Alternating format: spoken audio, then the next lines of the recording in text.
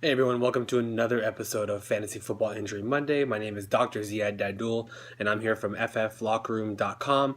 And today we're going to talk about three guys who we received some new information on in the last couple of days. So first guy we're going to talk about is Ezekiel Elliott, running back for the Dallas Cowboys. So some news came out the last week or so that he's been dealing with a low-grade hamstring strain, and so it really seems like it's all signs point to just a precaution at this point in time. They're just trying to protect it from becoming more of a serious problem because these things tend to linger. And if you try to play through something and get him meaningless reps at this point, because they really kind of know what they have in him, and it's just a matter of him rounding into shape as we get later into the preseason. So expect him to be back within the next week or two. They're going to ease him back into things, but I wouldn't worry much about this at this point.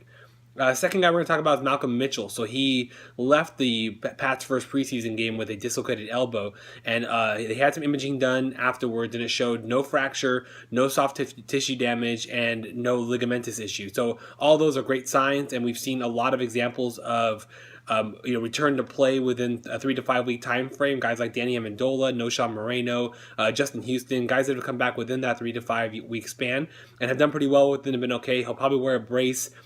It's just a matter of keeping all the inflammation down, keep the elbow moving properly, keep his range of motion, and regain his strength. Other than that, he should be good to go. I can see him coming back somewhere around that week 2 to week 3 time frame. Last guy we're going to talk about is the illustrious Victor Cruz. So another injury. I've kind of been off his bandwagon for a couple years now after that patellar tendon rupture. I just never thought he'd be able to be the same again. He seems to be just plagued by these compensatory injuries. And so he had a torn calf last year that required surgery, and now this year he's dealing with a groin strain. And it just looks like they're going to kind of shut him down for a little bit, reevaluate him at a later date, and they're just going to see where he stands at this point. It's just one of those things where he just can't seem to catch a break. And he did make a comment, which I kind of found surprising, is that he kind of has dealt with these types of injuries every camp, every year. And I'm not sure if this is just something he was predisposed to and was able to play through, or what the case may be with that. But that was an interesting comment to me, and it's something that bears watching as we move forward. But he's already been passed on the depth chart by Sterling Shepard, and so it seems like he's going to struggle even just making the team as a third or fourth receiver at this point. So keep an eye on it, but I don't expect him to be a fantasy factor or difference this year at all. All right, guys, until next week, I'm going to try to keep these a little shorter. I know I've been going in the 5 and 6 minute range, so I'm really proud of myself keeping under the 3 minute time frame today.